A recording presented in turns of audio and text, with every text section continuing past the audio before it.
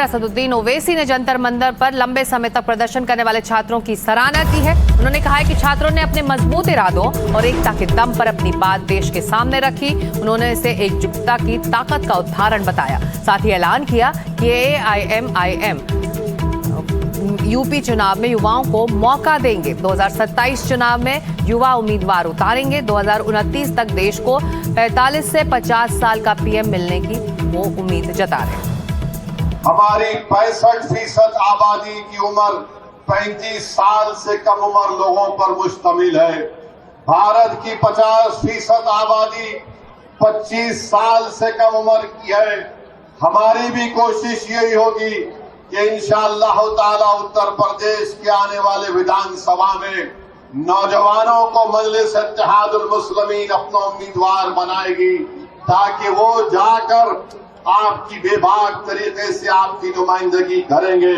हमारी ये कोशिश होगी कि 2029 का जब चुनाव होगा तो कोई 80 साल का शख्स भारत का प्रधानमंत्री नहीं बनेगा, बल्कि कोई 45-40 साल का नौजवान इस मुल्क का वजीर आजम बनेगा। हमारी कोशिश यही रहेगी।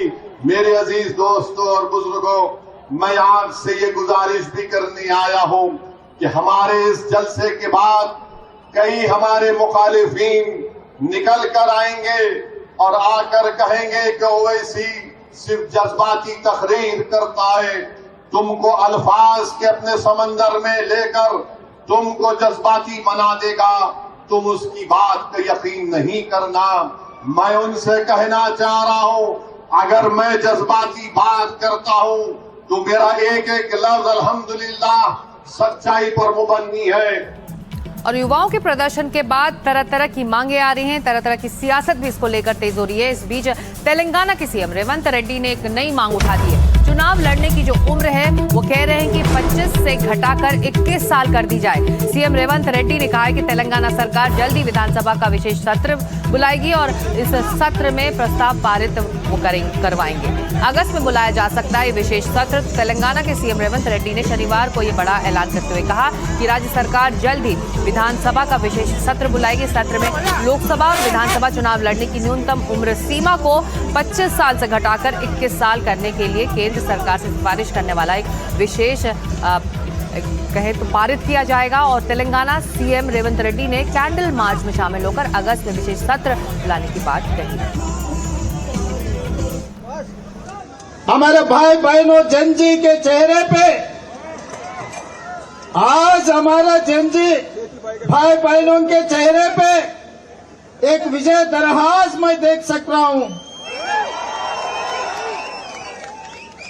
मगर ये बस की बात नहीं है, बस नहीं है, नहीं है ये, क्योंकि हमारे युवाओं का जो डिमांड था सड़क से लेकर संसद तक आप लोगों ने आवाज सुनाकर 56 इंच छाती को हराकर विद्या मंत्री का इस्तीफा देने का मजबूरी करवा दिए।